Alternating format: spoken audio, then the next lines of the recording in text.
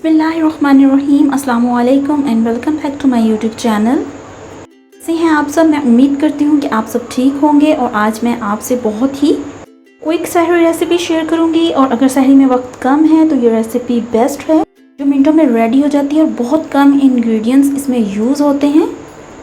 हमने खोया भी यूज़ नहीं किया, लेकिन इतने मज़े की ये खोए वाली सेवइयाँ बनती हैं। बिस्मिल्लाहिर्रहमानिर्रहीम। तो आइए इस रेसिपी को बनाना शुरू करते हैं। इसको बनाने के लिए मैंने दूध आधा किलो लिया है और इसको मैंने बॉयल कर लिया है। सेवइयाँ ली है मैंने एक प्याली छोटी वाली, और इसको मैं 1 सेकंड के लिए बस बॉयल कर लूँगी।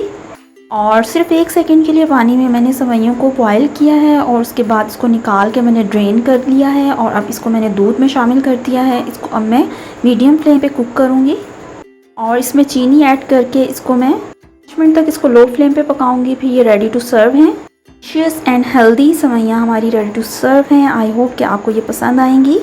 10 मिनट्स में ये रेसिपी रेडी हो जाती है और बहुत मज़े की बनती है ये। आपको ये रेसिपी पसंद आती है तो इसको लाइक और शेयर कीजिए। थैंक्स फॉर वॉचिंग एंड अल्लाह हाफिज़।